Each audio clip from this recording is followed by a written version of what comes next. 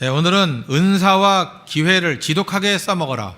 은사와 기회를 지독하게 써먹어라 라는 제목으로 하나님 말씀 증거하도록 하겠습니다. 사도행전 10장은 꽤 긴 내용입니다.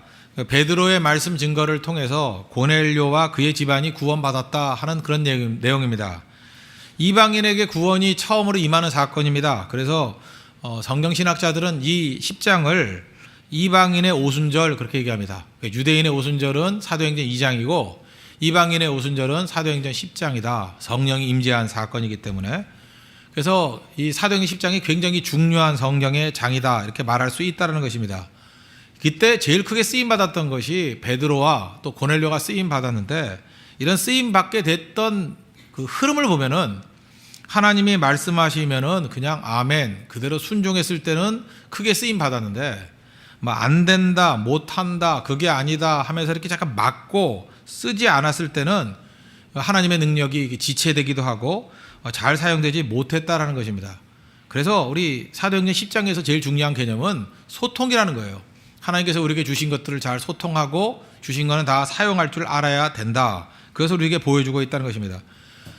베드로가 가장 잘 쓰임받았던 내용이 어디에 있느냐. 10장 47절 보십시오. 이에 베드로가 이르되 이 사람들이 우리와 같이 성령을 받았으니 누가 능히 물로 세례 베품을 금하리요. 그러니까 하나님께서 이렇게 성령 주시는 걸 봤으니까 물 세례 주는 건 금할 수 없다. 금하지 않겠다. 막히지 않겠다. 뭐 결대로 사용하겠다. 이런 모습을 보여주고 있다는 것입니다. 우리도 그렇게 쓰임받아야 된다는 것입니다. 그래서 우리 첫 번째 메시지는 뭐냐. 하지 않는 것을 선이라고 생각하는 철학을 버려야 된다는 거예요. 이상하게 교회 안에도 이런 게 들어왔습니다. 하지 않는 게 선이다. 안 하는 게 최고다. 그러다 보면 하지 않는 게 제일 깨끗하려고 그러면 깨끗함이죠. 깨끗한 게 최고다. 여러분 좀 더러워지더라도 일하는 게 최고 아닙니까? 외양간을 보세요. 뭐 소 안 키우면 깨끗할 거 아니에요. 그게 뭐 잘난 거예요. 외양간의 목적이 뭐예요? 소 키우자는 거 아닙니까? 소 키우다 보면 더러워질 수 있죠. 근데 마귀가 어떤 때는 윤리, 도덕을 들고 나와가지고요, 우리를 하여금 깨끗한 게 최고다. 그래서 아무 일도 하지 말자 이렇게 만든다는 거예요. 또 다른 말로 하면 선비의식이죠. 선비되는 게 최고다. 이래서 뭐하냐? 들어가 봐야 더러워진다. 그런 걸 버려야 된다는 것입니다. 베드로에게도 이런 의식이 있었다라는 거예요. 오늘 11절을 보십시오. 하늘이 열리며 한 그릇이 내려오는 것을 보니 큰 보자기 같고 네 귀를 메어 땅에 들이웠더라. 그 안에 땅에 있는 각종 네 발 가진 짐승과 기는 것과 공중에 나는 것들이 있더라. 또 소리가 있으되 베드로야 일어나 잡아먹으라 하거늘 베드로가 이르되 주여 그럴 수 없나이다. 속되고 깨끗하지 아니한 것을 내가 결코 먹지 아니하였나이다. 하나님보다 베드로가 더 정통이죠. 우리 이런 사람 되게 많아요. 하나님보다 지가 더 정통이에요. 그래서 두 번째 소리가 있어. 하나님께서 깨끗하게 하신 것을 내가 속되다 말라. 네가 왜 하나님이냐? 네가 왜 판단해? 그러잖아요. 이런 일이 세 번 있고 난 다음에 그릇이 하늘로 올라가게 되었다. 지금 베드로의 입장에서 볼 때 베드로는 이제 구약 성경만 갖고 있잖아요. 유대인 아닙니까? 그러니까 그가 가지고 있는 틀은 뭐예요? 레위기 11장에 나와 있는 음식 규례입니다. 레위기 11장 보셨습니까? 보실 리가 없겠죠. 그러나 레위기 11장을 옛날에 제가 레위기 강의도 많이 했었는데 그 내용을 보면요, 쉽게 말하면 이거예요. 먹지 말라 그러는 것 중에 우리가 익숙한 것들만 보면은 낙타 먹지 말래요. 먹으려 다 먹죠. 낙타. 근데 우리가 제일 익숙한 돼지 먹지 말라. 토끼 고기 먹습니까? 토끼 먹지 말라. 이런 거 먹지 말라는 거예요. 그 다음에 제가 좀 갈등에 빠지게 만드는 게 뭐냐 하면은 해산물 가운데는 낙지와 오징어를 먹지 말래요. 참 이게 안타깝죠. 그 다음에 이런 거 먹으려도 안 먹어요. 독수리, 솔개, 올빼미, 타조 안 먹어요 이거. 그죠? 그래서 제가 갈등하는 건 내가 보니까 우리 한국 사람이 갈등하는 건 세 가지 정도. 돼지고기, 낙지, 오징어 이런 거는 레위기 11장의 규례에 의하면 우리가 먹어서는 안 되는 것 중에 하나라는 것입니다. 그죠? 그래서 이런 게 아마 들었을 거예요. 그죠? 이런 거 들었는데 먹으라. 하나님께서 먹으라 그러면 먹어야 되는 거죠. 왜? 이제는 규례가 이 음식 규례는 뭐냐면 이걸 통해서 구별됨이거든요. 거룩함. 유대인이라는 것을 구별하기 위해서 하나님께서 이렇게 하신 거거든요. 물론 뭐 음식 자체에 깨끗하고 더러운 것도 있겠지만 이런 거 아니에요? 예를 들어서 이거 말고요. 곤충 가운데도 메뚜기나 팥종이 이런 거 먹어도 돼요. 근데 여러분들 한번 지나가다가 보세요. 여기 예를 들어서 옆에 지나가는데 토끼가 지나가요. 그 토끼 잡아먹는 게 배불러요? 메뚜기 잡아먹는 게 배불러요? 토끼죠? 그 토끼 잡아먹고 살 거라고요. 그런데 이상한 민족 하나는 토끼는 안 잡아먹어. 그러면서 열심히 메뚜기만 잡아가서 그거 튀겨 먹고 있어요. 그럼 니네 왜 그러니? 그러면 하나님께서 레위기 11장에 이렇게 말씀하셨어. 그걸 보고 하나님의 백성인 것을 구별했다라는 거예요. 그렇죠. 우리가 뭐 유니폼 갖고도 구별하잖아요. 그런 식으로 거룩이라는 것은 구별되었다는 건데 구약에서는 그런 식으로 하나님의 특별한 백성이라는 구별을 했다고요. 음식을 통해서 구별했다고요. 지금도 유태인들 보면 코셔라 그래가지고 걔네들이 먹는 음식법이 있어요. 그죠? 그래서 구별됨이 있잖아요. 지금도 그걸로 구별하려고 그랬다고. 근데 하나님께서는 예수님 이후에 성령 이후에 이제 구별의 방법이 그게 아니라는 거죠. 음식과 구별하지 아니하고 성령으로 구별하겠다는 거 아니에요. 새로운 시대가 왔다. 내가 새롭게 너희들을 변화시키겠다. 그런데도 불구하고 받아들이지 않잖아요. 아무것도 안 하겠다. 깨끗하게 있겠다. 여러분 잘 보세요. 이 땅에서 보면 뭘 만들어내는 것은 어렵습니다. 근데 아무것도 안 해서 깨끗해지는 건 쉽죠. 그래서 그런 작업을 하는 거예요. 제가 어렸을 때인데 지금도 기억나네요. 뭐 어렸을 때라 그래봐요. 이제 전도사 할 때인데 잘 보세요. 목사가 좋은 설교를 준비하는 거 쉽지 않습니다. 굉장히 어려워요. 공부도 많이 해야 되고 기도도 많이 해야 되고 준비도 많이 해야 되고 뭐 그래야 되는 거예요. 뭐 이렇게 설교를 하고 기도하고 조직을 만들고 성도를 신방하고 이렇게 뭘 해야 될 거 아니에요. 하는 건 어려워요. 근데 그게 어려우니까 이제 분위기가 어떻게 가느냐면 아무것도 안 하는 걸로 거룩해지려고 하는 시도를 할 수 있다고요. 제가 안타까운 일인데 제가 아는 목사님 중에 한 분은 저보다 한 10년 전 선배 되시는 분이에요. 이분은 10년 가까이 강대상에서 주무신 분이에요. 제가 아는 분이거든요. 강대상에서. 그분은 왜 그러냐면 교회 부흥이 하도 안 되니까 그렇게 하면 교회 부흥하려고. 제가 안타까운 마음이지만 제가 간접적으로 그렇게 말씀을 전하고 싶었어요. 그죠? 집에 돌아가서 주무시고 그 시간에 기도하고 그 시간에 말씀 준비하는 게 교회가 더 훨씬 더 풍성해지겠죠. 근데 그거에 자신이 없으니까 어디로 가요? 고행하는 쪽으로 가는 거라고. 나는 집에서 안 자고 교회에서 잔다. 바닥에서 잔다. 그러니까 얼마나 힘들게 사니. 우리가 그런 식으로 나갈 수 있다는 것입니다. 교회도 마찬가지예요. 하다 안 되면요. 어디로 가느냐. 만들어내는 것에 자신이 없으면 안 하는 쪽으로 가려고 그런다고. 안 하는 쪽. 나 이것도 안 해. 저것도 안 해. 결국 아무것도 안 한 사람이 최고가 되는 그런 시대가 되는 거죠. 우리 인생도 마찬가지예요. 욕망이 있지 않습니까? 욕망 하나님이 주신 거 아니에요? 뭐 욕망 그러니까 나쁜 거예요. desire. 소원이라 그러나? 소원이라 그러면 좀 좋아 보이죠. 소원이나 욕망이나 그게 그거지. 그 하나님께서 욕망을 주신 겁니다. 그 주신 건 뭐예요? 그 잘 사용하면 그걸 통해서 뭐 하나님의 나라가 확장되고 열매를 거두는 거 아닙니까? 그런데 불교적인 세계관을 가져가지고 욕망을 없애는 게 최고라고 생각해요. 다 버리재요. 어쩌면 이렇게 목사님들 하시는 말씀이야 스님들 하시는 말씀이 비슷비슷한지 모르겠어요. 다 버리재. 욕심도 버리고 아무것도 하지 말고 교회도 작은 교회 만들고 그죠? 아무것도 하지 말재. 뭐 하는 사람이 나쁜 사람 되는 거야. 아무것도 하지 말재요. 누가 그러래? 누가? 욕심이 없는 게 아니라 내가 볼 땐 그건 의욕이 없는 거예요. 하나님께서 우리에게 지으신 것들은요 목적이 있는 겁니다. 디모데전서 4장 4절 보니까 하나님이 지으신 모든 것이 선함에 감사함으로 받으면 버릴 것이 없나니. 하나님께서 우리에게 마음을 만들어 주셨습니다. 입을 만들어 주셨고 코를 만들어 주셨고 귀, 손 만들어 주셨어요. 그러면 뭐가 있다라는 건 뭐냐 하면 그 자체가 뭘 하고 싶은 게 있죠. 다리를 만들어 줬어요. 다리가 하고 싶은 일이 뭐예요? 걷고 싶지 않아요? 다리는 걷고 싶어요. 손은요 만지고 싶어요. 입은요 먹고 싶어요. 귀는요 듣고 싶고. 그러니까 우리가 이 존재하고 있는 모든 것은 하고 싶음이 있습니다. 이 하고 싶으면 누가 준 거예요? 하나님이 주신 거라고요. 그래서 우리가 그 성령 안에서 이렇게 인도함을 받는다 그러면 하고 싶은 거 하는 게 최고예요. 일을 해야 됩니다. 일하게. 그러니까 예를 들어서 목사님 저도 마찬가지예요. 하나님께서 이렇게 소원을 주신다고요. 빌립보서 2장 13절 같이 너희 안에 행하시는 이는 하나님이시니 자기 기쁘신 뜻을 위하여 너희에게 소원을 두고 행하게 하시나니. 어느 순간인가 이상하게 어느 나라 가서 전도를 하고 싶어져요. 가보면 그게 하나님의 인도하심이었다고. 하고 싶음. 그죠? 하고 싶음. 어떤 때는요 막 입이 근질근질해져요. 왜? 하나님 말씀을 준 거예요. 그래서 길거리 가다가도 막 전도하고 싶어지고. 왜요? 하고 싶음을 준다고. 그 결대로 해야 된다는 거예요. 그런데 우리는 뭐라 그래요? 하지 않는 게 최고래요. 아니죠. 여러분 일단 이렇게 생각하면 돼요. 하나님께서 건강한 상태로 놓여 있을 때 우리에게 하고 싶음을 주신 것은 다 하나님의 뜻이에요. 소원을 주신 거라고요. 그것을 통해서 우리가 보호함을 입는 거죠. 그래서 여러분 체질이 있잖아요. 체질과 기질이 다 있거든요. 하고 싶은 것은 우리를 보호해 주는 겁니다. 지금 금식을 하고 있죠. 먹고 싶죠. 사실 우리가 금식이라는 특별한 자기 자신의 몸을 치는 것 때문에 금식하는 거지. 먹고 싶다는 건 뭐예요? 먹어야 살기 때문에 먹고 싶음이 생기는 거라고요. 금식해 보세요. 먹고 싶어져요. 그래서 우리 알 수 있는 게 뭐죠? 음식은 먹어야 사는 거구나. 물이 필요할 때는요, 물이 먹고 싶어져요. 그때 먹으면 돼요. 정상적으로 이렇게 살면 다 된다라는 것입니다. 저는 이제까지 제 체험에 의하면 그런 것 같아요. 제가 먹기 싫은 거 먹어가지고 몸에 유익했던 적이 한 번도 없어요. 예를 들어서 건강을 위해서 잡곡밥을 먹어야 된다. 근데 이상하게 잡곡밥을 먹으면 체하는 거예요. 그죠? 조밥을 먹으면 조 때문에 체하고, 현미밥은 현미 때문에 체하고.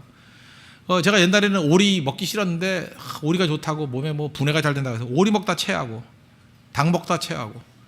그러니까 중요한 게 뭐냐면 먹기 싫을 때는 안 먹는 게 제일 좋더라고요. 여러분 아무리 몸에 좋다 그래도 먹기 싫은 거 먹지 마세요. 이게 중요한 거라고요.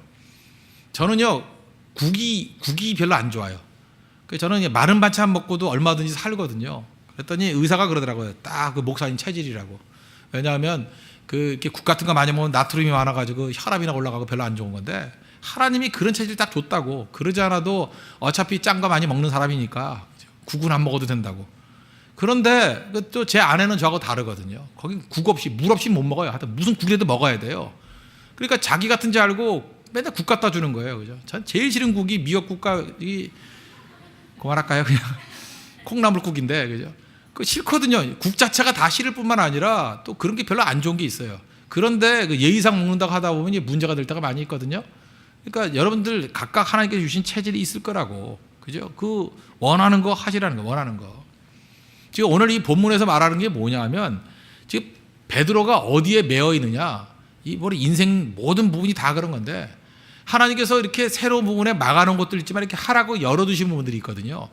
근데 그는 경건성이라는 것, 거룩이라는 것이, 하지 않는 것을 지키는 것이 거룩이다, 그렇게 생각하는 걸 통해 가지고 하나님의 일들이 막히기 시작하더라는 거예요. 그래서 여러분들도 중요한 게 뭐냐면, 하나님이 하라 그러는 거 하십시오. 가라 그러면 가고, 결대로 살아야 돼요.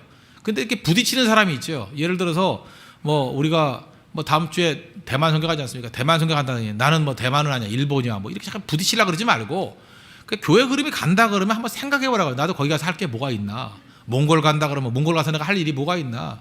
인도를 간다 그러면 인도 가서 무슨 일 할 일이 있나? 결대로 자기 자신을 이렇게 맡기는 부분들을 훈련하는 거, 그게 중요하다는 것입니다. 기도하고 싶을 때 기도하십시오. 찬송하고 싶을 때 찬송하십시오. 또 성령 기름 부어 주셨을 때 어떤 때 병자를 위해서 기도할 마음이 생길 때가 있어요. 기도하십시오. 제가 금요일 날 새벽 기도하면서 이 금식 기도하고자 하는 마음이 생기더라고요. 하나님께서 이 특별 새벽 기도의 4주째 다시금 기름 부어주시고 뭔가 뿌리를 뽑아버리고 우리 기도에 응답이 있기 위해서는 금식으로 새로운 동력을 삼으라고. 금식하고 나아갔더니 사람들이 따라하는 사람도 있고 안 하는 사람도 있지만, 이걸 통해서 굉장히 많은 사람이 믿음이 깊어지고 기도가 깊어지는 것을 보게 돼요. 바로 뭐예요? 하지 않는 게 아니라 뭐든지 하게 만드는 거. 그죠? 하나님께서 이끄시는 것에 순종하는 것, 그게 중요하다는 것입니다. 그럼 여러분들 부르실 때 하나님 부르심 앞에 순종하십시오. 안 하는 게 아니에요. 잠깐 소극적으로 살지 말라는 거예요. 요즘에 여러분 소설 같은 거 다 안 보지만 톰 소여의 모험 읽어보셨습니까? 이름은 알죠? 톰 소여의 모험. 톰이 누구예요? 톰이 부모님이 일찍 돌아가시고 이모 집에 얹혀 사는 불쌍한 애예요. 톰이라는 애는 불쌍한 애예요. 돈이 없어가지고 학교를 못 가요. 반면에 이 톰하고 친한 친구가 허클베리 핀이거든요.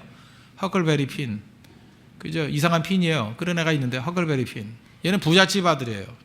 근데 두 사람의 내용들 보면 나중에 두 사람이 금은보화 발견해서 부자 됐다, 그런 얘기인데 그 얘기 말고 서로 부러워하는 게 틀려요. 허클베리 핀이 제일 부러워하는 게 뭔지 아십니까? 톰이 부러워요. 학교 안 가서. 그죠? 여러분 학생들이 제일 하기 싫은 게 뭐예요? 학교 가는 거 아니에요? 직장인들이 제일 하기 싫은 게 뭐예요? 직장 가는 거 아니에요? 안 그렇습니까? 월요일날 직장 간다 지긋지긋하죠? 안 그래요? 학생이 학교 간다는 거 제일 하기 싫은 거예요. 그래서 허클베리 핀이 제일 원하는 게 뭐냐? 톰과 같이 되는 거예요. 학교 안 가는 거. 그런데 톰이 원하는 게 뭔지 알아요? 허클베리 핀 같이 학교 가고 싶은 거예요. 그 소설에 그런 아픔이 나와요. 서로를 부러워해. 그런데 진짜는 학교 가야 되죠? 왜? 학교 가야 훌륭해지니까. 그렇지 않아요? 학교 가야 훌륭해지니까. 지금 우리 많은 사람들은 지금 생각하는 게 뭐냐? 하나님께서 우리에게 좋은 아버지로 서셔서 우리에게 학교를 보내주고 있거든요. 허클베리 핀이에요, 우린. 근데 우린 지금 맨날 뭘 부러워해요? 톰이 부러운 거야, 톰이. 학교 안 간다고, 아무것도 안 한다고. 나는 예수 믿고 난 다음에 왜 이렇게 힘들어지는지 모르겠다고. 그죠? 옛날에는 그냥 안 해도 거룩했는데 이제 맨날 뭐 하라 그런다고. 새벽기도 하라 그런다고. 뭐 하라 그런다. 이것저것 하라 그런다고. 도움 될 거예요? 아니죠. 하나님께서 여러분 절대 놔두지 않아요. 부르신다고. 하셔야 됩니다. 보이는 거 해야 돼요. 내가 눈에 보이잖아요. 뭐 은사가 있는 거 보이면 잠깐만 해야 돼요. 베드로 같이 이렇게 수세적인 입장에 놓여서는 안 된다는 것입니다. 옛날 같이 붙들고 하나님이 새로운 세계를 보여주고 새롭게 가라 그럴 때 옛같이 붙들고 주여 그럴 수 없나이다 그러면 안 된다는 거예요. 주님이 새롭게 보여주면 가야죠. 그 길을 향해서 나아갈 줄 알아야 된다는 것입니다. 저도 봐요. 제가 원래 고집했던 게 젊은이 목회였잖아요. 근데 홍대세계에 와가지고 뭐 죽어라 고난당하고 막 이랬더니 뭐 이제 내용이 어떻게 넓어졌어요. 이제는 할머니 할아버지도 공감을 하네요. 제 설교에 공감을 해요. 요즘에는. 옛날에는 무슨 소리인지 못 알아듣겠다 그러는데 목사님 설교가 깊어졌어요. 이제는 뭐 고난을 아시는군요. 인생이 뭔지 아시는군요. 아줌마들이 열광해. 그거 아세요 여러분들? 제가 지나놓고 보니까 이것도 하나님의 은혜야. 넓어진 거예요. 이 앵글이 훨씬 넓어진 거예요. 옛날에 굉장히 좁았거든요. 좁아가지고 그쪽 부분밖에 몰랐는데 젊은이밖에 몰랐는데 이제는 다른 세계가 보이는 거예요. 더 넓어진 거 아니에요? 그렇죠. 여러분 인생도 마찬가지예요. 젊은이들이 맨날 젊은이에 머물러 있으라고 누가 그랬어요? 더 넓어져야 될 거 아니에요. 그러기 위해서 하나님께서 어려운 곳을 향해서 나아가라 그러는 것입니다. 톰 부러워하면 안 돼요. 아무것도 안 하는 거. 톰이 왜 부러워요? 여러분들 허클베리 핀인데 이제 더 커져야죠. 그죠? 커져야지. 그런 모습이 있어야 된다는 것입니다. 그래서 있는 것들 활용할 줄 알아야 돼요. 5절부터 보겠습니다. 내가 지금 사람들을 요빠에 보내요. 요빠는 지금 지명으로 하면 테라빕입니다. 테라빕. 우리 한국말은 테라빕입니다. 요빠. 그러니까 요빠는 옛날부터 있던 항구입니다. 베드로라는 시몬을 청하라. 그는 무두장이 시몬의 집에 유숙하니 그 집은 해변에 있다 하더라. 마침 말하던 천사가 떠나며 고넬료가 집안 하인 둘과 부하 가운데 경건한 사람 하나를 불러 이 일을 다 이루고 요빠로 보내니라. 지금 이 고넬료가 있는 장소는 어디냐면 가이사라예요. 지금은 그 이스라엘 가봐도 가이사라 없어요. 그게 이제 망해서 없어졌거든요. 이스라엘에는 가이사라가 2개가 있다 그랬죠. 항구도 지었어요. 가이사라. 국제 항구예요. 군사항이에요. 로마까지 왔다 갔다 가는 항구는 가이사라. 그 밑에 요빠 50km 떨어져 있거든요. 요빠는 전통적인 이스라엘의 항구. 아시겠죠? 그러니까 로마가 새로 만든 항구예요. 가이사라. 그리고 로마의 주둔지예요. 로마 그 총독의 주둔지예요. 가이사라. 그리고 또 하나 가이사라가 헐몬산 옆에 그 갈릴리 호수 위에 하나 있다 그랬죠. 거기를 그 또 다른 가이사라기 때문에 구분하기 위해서 그거를 가이사라 빌립보 이렇게 말한다고요. 그러니까 가이사라 빌립보, 가이사라 2개의 가이사라가 있다고요. 근데 여기서 말하는 가이사라는 어디예요? 해안에 있는 항구 도시 가이사라를 얘기하는 50km예요. 50km 정도 떨어져 있는데 하나님께서 얼마나 이 각각의 기회를 만드시는지를 한번 보십시오. 여기 보니까 그 몇 시에 이스라엘 백성들은요 시간 개념을 알아야 돼요. 하루의 시작이 아침 6시예요. 그러니까 우리가 굉장히 이스라엘적인 유대적인 관념을 갖고 있죠. 새벽기도 몇 시예요 우리? 6시예요. 6시가 0시예요. 빵시. 그러니까 하루의 시작이 6시예요. 아시겠죠? 하루의 시작이 6시. 6시니까 6시 예를 들어서 3시 그러면 우리 식으로 몇 시예요? 오전 9시. 6시 그러면 12시. 9시 그러면 오후 3시. 아시겠죠? 그러니까 오후 9시에 기도했다. 그러니까 오후 3시쯤에 기도하기 시작했습니다. 10장 3절 보십시오. 하루는 제 9시쯤 되어 환상 중에 밝히 봄에 하나님의 사자가 들어와 이르되 고넬료야 하니. 하나님께서 환상 가운데 나타나셨습니다. 여기 보니까 환상이 밝히 봄에 그랬죠. 우리 가운데 이 젊은이들 가운데 이런 사람이 있어요. 목사님 제가 어제 환상을 봤거든요. 그래서 제가 물어봐요. 뭐 환상의 내용이 뭔데? 근데 자세히 기억나진 않는데 그런 환상 아니야 임마 개꿈이야 그래. 환상은 밝히 아는 거예요. 밝히. 목사님 내가 그 주님의 음성을 들었는데요. 그게 뭔데요? 그래. 잘은 모르겠는데. 그건 주님의 음성 아니야. 그죠? 이 주님의 음성이나 환상은요. 밝히 명확하게 할 수 있는 거예요. 명확하게. 담에서 도상에서 바울이 예수님 만났죠? 그거에 대해서 뭐 흐릿하게 예수님인지 아닌지 뭐 이랬어요? 명확하게 그 음성과 내용을 다 기억하죠? 성경 6군데 나오잖아요. 사도행전만 3군데 나오잖아요. 이게 환상이에요. 그래서 뭐 긴가민가 하는 거 그거 환상 아니라고. 그때 환상이 임했다고 명확하게. 언제요? 9시니까 6시가 0시라 그랬죠? 오후 3시에. 그러니까 환상 보고 난 다음에 자기 이제 밑에 있는 부하 둘을 보내는 거예요. 보내는데 아마 환상 보는 게 1시간은 걸렸을 거 아닙니까? 그럼 오후 4시쯤 됐을 거 아니에요. 오후 4시쯤. 그러면 하루 종일 걸으면 여러분들 걸어본 사람 알겠지만 1시간에 몇 킬로 걸을 수 있습니까? 1시간에. 네? 5킬로는 걸어요. 남자들 빨리 걸으면 5킬로는 걸어요. 5킬로는. 그러면은 4시부터 이스라엘 날씨를 보면 8시 정도 해가 져요. 그러니까 한 4시간은 걸었다고 치면은 20킬로 걸었겠죠. 그죠? 그리고 잤을 거라고, 밤이니까. 자고 아침에 깼어요. 그러면 이스라엘 백성들은 아침 새벽이라는 게 몇 시예요? 6시라니까요. 6시 깨서 그때부터 걸었겠죠. 걸어서 그 가이사라에서 요바까지가 50킬로니까 전날 20킬로를 걸었죠. 4시간. 6시간 걸으면 30킬로 가죠. 그러면 낮 12시쯤에 도착하겠죠. 수학과 산수는 생각이 안 돼요? 그러니까 그 다음날 정오쯤에 12시쯤에 요바에 도착했을 거라고. 그런데 10장 9절 보세요. 이튿날 그들이 길을 가다가 그 성에 가까이 갔을 그때 베드로가 기도하려고 기붕에 올라가니 그 시각은 몇 시예요? 제 6시더라. 딱 맞아 떨어지죠. 이거 놀라지도 않아요? 난 이게 되게 놀랍던데. 이런 거 계산 안 해봐요? 그 가이사라에서 3시에 환상을 봐서 환상을 1시간을 봤을 거 아니에요? 하나님과 뭐 이것저것 대화 나누려면. 그죠? 그래서 명령까지 하려면 1시간을 잡을 거 아니에요? 그때 보냈다고. 보내서 20km 걷고 그 다음날 30km 걸어서 50km 떨어진 요바에 딱 도착했을 때에 베드로가 뭐 했어요? 그때 마침 기도했다고요. 기가 막힌 타이밍 아니에요? 하나님께서 우리의 인생을 인도할 때에도 이렇게 타이밍으로 인도하셔요. 기도하는 사람들은 반드시 타이밍이 맞게 돼 있습니다. 기도하다가 참 묘해요. 어떤 형제가 생각이 나요. 내가 어제도 그랬어요. 전화 걸었어요. 아니나 다를까 문제 딱 있고 오늘 나왔어요.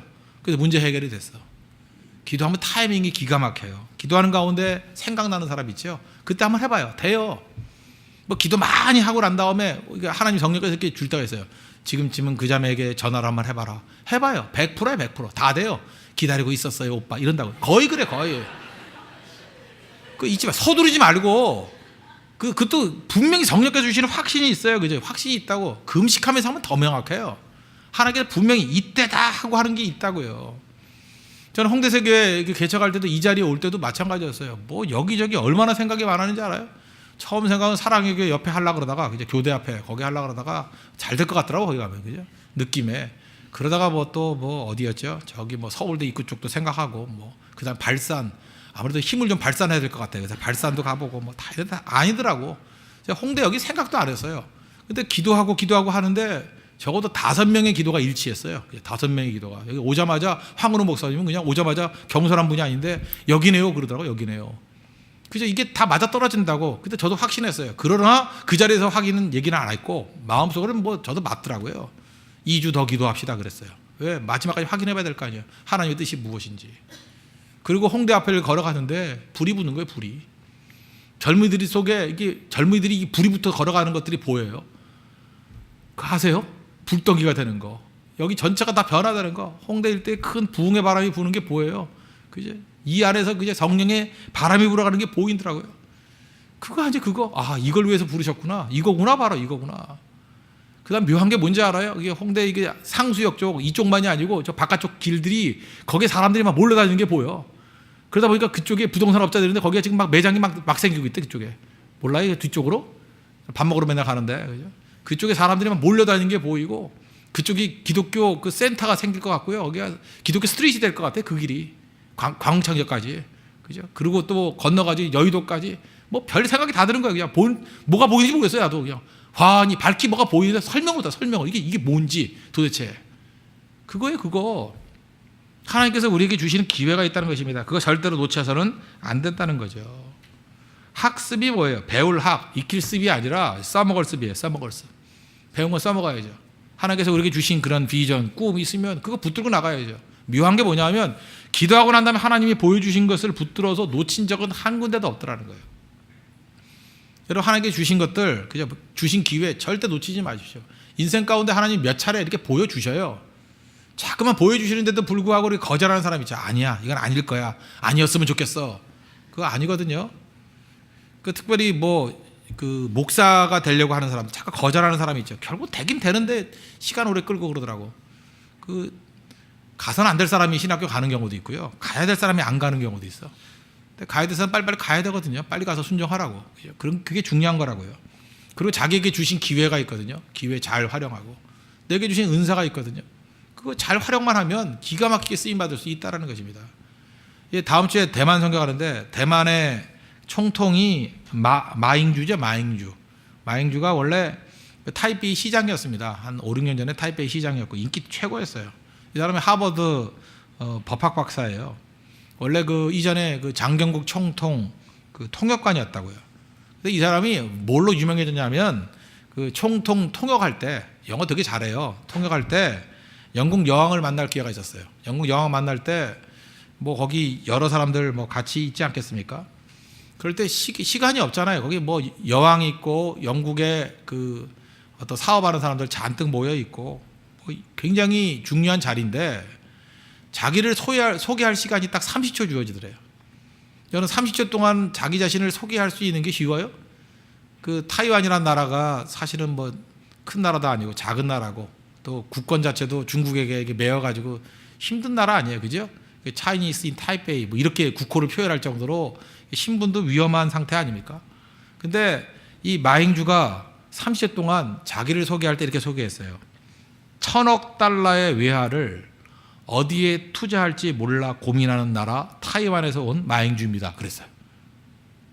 타이완이 뭐가 많아요? 외환 보유고가 많아요. 그때 1,000억 달러가 있었는가 봐. 1,000억 달러의 외화를 어디에 투자할지 몰라서 고민하는 나라 타이완에서 온 마잉주입니다. 그랬더니 졸고 있던 사람이 번쩍 1,000억 달러? 투자할 데가 없다고? 그렇게 30초 소개하고 난 다음에 끝나고 난 다음에 많은 그 사업가들이 바글바글 모여들더라는 거예요. 투자할 때 가르쳐 드릴까요? 뭐 우리 회사인데요 하면서. 그래서 그때부터 마잉주가 뜨기 시작한 거예요. 딱 한마디 30초 자기소개를 통해 가지고 확 떠버리잖아요. 우리가 그런 기회가 있다고요. 잘 보세요. 내가 가지고 있는 게 뭔지를 알아야 돼요. 여러분 이렇게 생각해요. 저는요 사실 그래요. 뭐 제가 설교 준비하는 게 쉽지는 않아요. 그러나 저는 설교 준비 열심히 준비하면은 결과가 나와요. 결과가 나온다고. 여러분 가운데도 그래요. 어떤 사람 한 분야에서 이렇게 오래 했던 사람이 있죠. 뭐 음악을 오래 했다. 그런 사람은 한 4시간, 5시간 연습하면 꽤 괜찮은 음악이 나와. 모든 사람이 다 그런 줄 알아. 안 그래요. 그 자리에서 오래 있었던 사람은요. 그 사람만의 노하우예요. 그거 아무나 되는 거 아니에요. 그죠? 그걸 활용할 줄 알아야 된다고. 그걸 활용할 줄 알아야죠. 제가 지난 주간에 신박을 갔을 때 그 인도네시아에서 오신 형제가 있었어요. 우리 뭐 기타도 치고 하는 형제잖아요, 그죠? 뭐 은재 형제하고 그 은찬 형제 그 형제였는데 만약에 제가 인도네시아에 지금 진출을 해가지고 사업을 한다고 한번 생각해 보세요. 그러면 인도네시아를 배우는데 한 10년은 걸리겠죠. 언어부터 문화, 그다음에 아는 사람 하려고. 그런데 생각해 보세요. 그런 인도네시아에서 살다가 어려서부터 잘하고 거기서 중고등학교 나오고 대학까지 나온 사람, 대학은 여기서 나왔지만 이게 나온 사람이라 그러면 이미 인도네시아 웬만큼 알잖아요. 인맥 다 알잖아요. 인도네시아가 어떤 건지 다 알잖아요. 그렇다 그러면 거기 살고 있는 사람들은 그거 모르는 사람이 누가 있어 그럴지 모르지만 아니죠. 외부에서 가는 사람에게 있어서 그거는 어마어마한 자산이죠.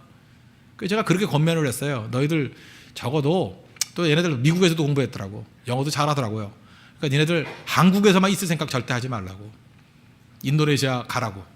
저는 한국에 있는 게 좋아요. 그래 홍대 세계의 성기죠. 그러나 그 개인의 입장을 놓고 볼 때 한국에 있는 건 내가 볼 때 어리석은 일이야. 인도네시아 가야 돼요. 거기서 거기에 있는 강점들을 이용할 줄 알아야 되고 또 한국에 또 강점이 있잖아요. 한국에도 연결이 돼야 되고 양쪽으로 오고 가는 일들을 하면은 그 누구도 손대지 못할 강점이 있겠더라고. 그거죠. 하나님께 주신 그 기회 아니에요. 더 강력한 기회. 그거 사용할 줄 알아야 돼요. 노래 잘하십니까? 그거 아무나 잘하는 거 아니에요? 설교 이렇게 뭐 전달하는 거 이거 아무나 전달하는 거 아니에요? 춤추는 거 그거 아무나 추는 거 아니에요? 그죠? 뭐 어떤 컴퓨터 하는 거 그거 아무나 하는 거 아니에요? 제가 컴퓨터 10년 배운다고 지금 뭐 여기 빅벨트만큼 하겠어요? 못하지. 그렇죠? 그런데 저 친구는 지금 딴 걸 하려고 그래요. 답답해 죽겠어. 그죠? 자기가 하던 거 해야 되는데 이게 헷갈리는 거예요. 자기가 원하는 거 하려고 그래요? 아니에요. 잘하는 거 해야 돼. 잘하는 거. 지금 여기서 이 본문 말씀에서 우리에게 보여주고 있는 중요한 메시지가 뭐냐면 하나님께서 각각에게 주신 기회가 있다라는 거예요. 기가 막힌 타이밍으로. 그거 활용하면 열매가 얻을 수 있다라는 것입니다. 그래서 그런 길 걸어갈 수 있는 우리 믿음의 종 되기를 바랍니다. 그래서 그 다음 단계 필요한 건 뭐냐? 그래서 정죄의식이 아니라 그래서 필요한 것은 은혜의식이 필요하다는 거예요. 똑같은 거 실수할 자유를 줘야 된다는 것입니다. 오늘 이 사도행전 10장에서 보여주는 정신은 은혜 정신이에요. 그러니까 율법 정신이라 그러면 율법에 레위기 11장에 있으니까 이거 이상 먹으면 안 돼. 그지만 하나님 은혜는 뭐예요? 새로운 시대가 열린다는 거죠. 그죠? 또 실수할 수 있는 것을 용납하라는 거죠. 여러분들 논리 좋아하지 마십시오. 논리를 가지고 사람을 죽일 수 있습니다. 논리 갖고 사주면 안 된다는 거예요. 그래서 이런 거하고 똑같은 거예요. 은혜가 왜 중요하냐? 똑같은 행동을 할 때에도 그 사람을 살리는 힘이 있는데, 어렸을 때 도둑질 했습니다. 좋은 거예요, 나쁜 거예요? 나쁜 거죠. 도둑질 했어요. 뭐 작은 거 훔쳤습니다. 뭐 그냥 뭐 연필 몇 개 훔쳤다고 합시다.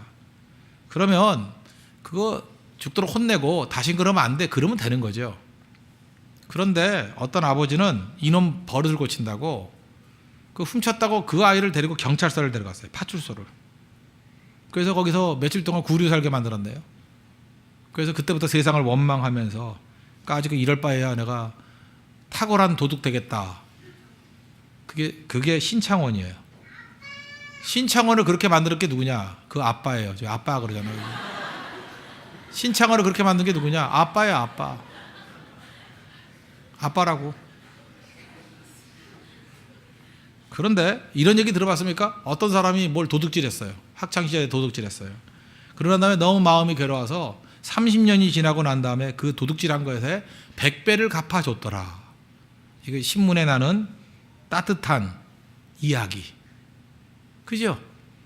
두 사람이 행동했던 거 다른 게 뭐가 있어요? 도둑질 똑같아요. 근데 한쪽은 아버지가 정죄하는 입장에서 이놈 도둑놈이야. 그리고 경찰서 끌고 갔어요. 그래서 대도 만들었어요. 반면에 어떤 사람은 들키지 않았던 거예요. 들키지 않아가지고 아마 뭐 아버지한테 혼났을지도 모르겠죠. 그러나 그걸 품고 있다가 30년이 지나고 난 다음에 100배로 갚았어요. 내가 도둑질했습니다. 그랬더니 사회적인 미담이라 그러고 박수 쳐주잖아요. 이 도둑놈아, 뭐 30년이 지나도 잡아가야 돼. 그래요? 아니에요. 훌륭한 분이라 그래요. 똑같은 도둑놈인데 훌륭한 분이래요. 30년 지나고도 돌아왔으니까 훌륭하대요. 30년 지나고 난 다음에 100배로 갚으니까 훌륭하대요. 이건 뭐예요? 도둑 취급하지 아니하고 그죠? 바른 길을 가르쳐 주니까 회복의 기회를 얻잖아요. 그렇다 그러면 여러분들 이 땅을 살아가면서 사람을 어떻게 보느냐에 따라 틀린 거라고요. 어떤 넘어진 사람이 있을 때 그죠? 그 넘어져 가지고 이놈을 도둑놈 만드느냐, 아니면 이거를 잘 이끌어 가지고 그 아픔에서 멋진 아름다운 이야기로 승화시키느냐. 그게 은혜예요, 은혜. 교회는 은혜가 있는 곳이 돼야 됩니다. 나는 옛날에 좀 기분 나빴던 것 중에 하나가 뭐냐면, 옛날에 뭐 한 5, 6년 더 됐나? 10년쯤 전에 그런 설교 많이 하셨던 뭐 얘기를 들었어요.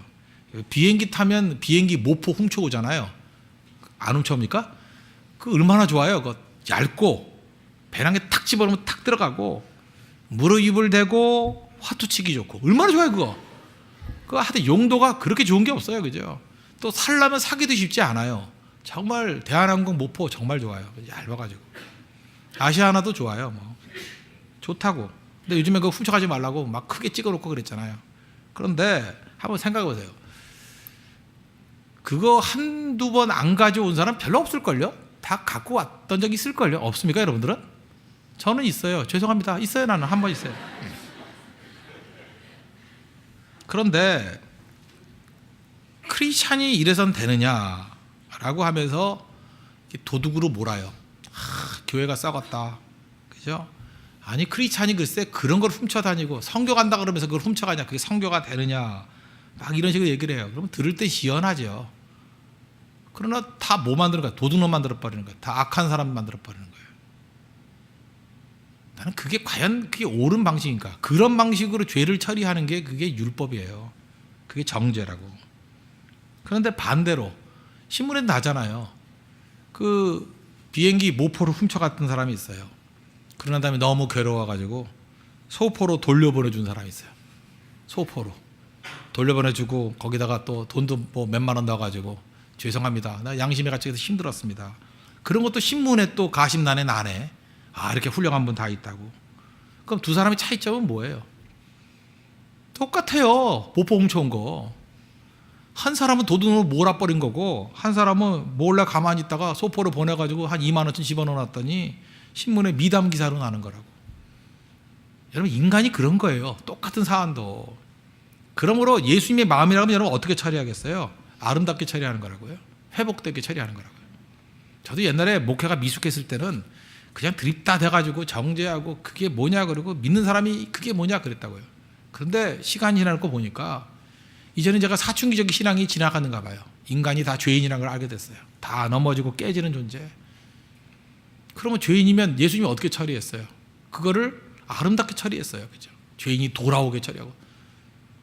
그 탕자가 돌아올 때 형은 도둑놈 취급하잖아요. 이제 나쁜 놈이라고. 창기하고 다 들어 해먹은 놈이라고. 아버지는 아니잖아요. 내 귀중한 아들이 돌아왔다고.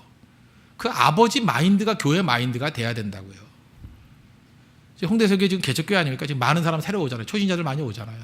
여러분 지금 무슨 시각 가질 거예요? 저 교회 다니면서 저 아직도 술을 못 끊네. 교회 다니면서 아직도 담배 냄새 피우네. 뭐 이러는 거. 뭐 교회 다니면서 뭐 하네. 그 뭐가 똑같아? 정죄하고 똑같은 거라고요. 누가 그렇게 얘기하래요? 그거 옳다는 얘기가 아니에요. 그걸 정당화 한다는 얘기가 아니에요. 그런데 여러분들 반대로 얘기하잖아요. 나 술꾼이었는데 변화받고 이제 변화됐어요. 간증할 때 또 박수 쳐주잖아요. 와 그랬대요. 뭐 이러면서. 다를 게 뭐가 있어요? 차이는 기다려주는 거 아니에요? 지금 그 모습이 있다 할지라도 시간 지나면 변화될 거 아닙니까? 변화될 거잖아요. 변화될 걸 기대해야죠. 잠깐만 여러분 정죄해 보세요. 그러면 어떤 사람이 회개하는 게 싫어져. 왜 싫어지는지 알아요? 내 말이 틀리니까. 저런 나쁜 놈이다 그러는데 회개하면 좋은 사람 되면 안 되잖아. 내 말이 틀리니까. 그래서 자기가 규정시켜 놓고 난 다음에 자기 말에 책임지려고 계속해서 회개 자체를 싫어하게 만드는 사람이 돼버린다. 이게 뭐예요? 악한 자 중에 악한 예 바리새인이라고요. 예수님께서 우리에게 원하시는 메시지가 뭔지 아시겠죠? 은혜 안에 거하라는 거예요. 베드로 보시오. 예수님이 수제자였어요. 수제자였는데 그도 속을 수 있었죠. 자기 틀에 묶여가지고 나는 결코 더러운 거 안 먹습니다. 난 결코 그렇게 먹었던 적 없습니다. 그럴 때 하나님께서 의도적으로 그에게 더러운 음식 먹으라 그러잖아요. 하나님 지평이 넓어졌다. 기회 활용하라. 그리고 또 하나가 뭐예요? 그게 바로 은혜라는 거예요. 교회는 은혜 안에 살아가는 거다. 이런 거 먹는 사람도 구원받는다. 베드로가 나중에 바뀌죠. 이방인들, 더러운 음식 먹는 이방인들조차 세례 받잖아요. 거부해 안 해요? 얘네 같은 거부했을 거라고. 말이 안 돼. 모순이죠. 이방인에겐 성령이 임할 수가 없는 거예요. 그런데 결과적으로 임했어요, 안 임했어요? 임했어요. 그럼 하나님이 하신 거죠. 받아들이잖아요. 그래서 성령이 이방인에게 임한 것을 내가 두 눈 뜨고 보는데 내가 세례를 베풀지 못할 이유가 없다. 은혜 안에 걸어가는 사람의 모습이라는 거예요. 저는 홍대세교의 젊은이들이 바로 이런 모습으로 서기를 바랍니다. 마지막 시대는요, 마귀가 우리를 어떻게 유혹하느냐, 다 율법주의자 만들어버리는 거예요.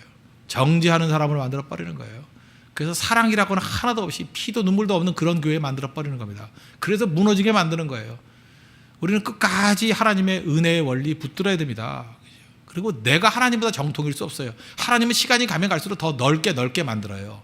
잠깐 좁아지고 있지 않습니까? 막히지 않습니까? 그렇다면 여러분 속고 있는 거예요. 넓어져야 됩니다. 더 많이 품어야 됩니다. 그리고 위축되는 게 아니라 더 넓은 세계를 향해서 나아가는 그런 모습이 있어야 된다는 거예요. 그런 의미에서 사도행전 10장은 우리에게 주시는 중요한 정신적인 메시지가 있습니다. 소통하라는 거예요. 넓어지라는 거예요. 하나님이 옳다 그러는 건 받아들이라는 거예요. 정죄하지 말고 은혜 붙들라는 것입니다. 그럴 때 크나큰 승리 역사가 나타나게 될 것입니다. 이때부터 문이 열려서 이제 사도 바울을 통해서 이방인의 문이 활짝 열리게 된 것입니다. 이게 복음의 역사입니다. 우리 시작부터 복음의 문을 활짝 열 수 있는 우리 신실한 믿음의 젊은이 되기를 축원합니다. 기도하겠습니다. 이제 다 같이 하나님 앞에 간구하도록 하겠습니다. 하나님, 우리가 좁아지는 것이 아니라 우리 사도행전 10장의 원리대로 기회를 활용하고 더욱더 넓어지는 우리 정죄가 아니라 은혜 원리대로 살아가는 인생 되게 해달라. 다 같이 하나님 앞에 간구하도록 하겠습니다.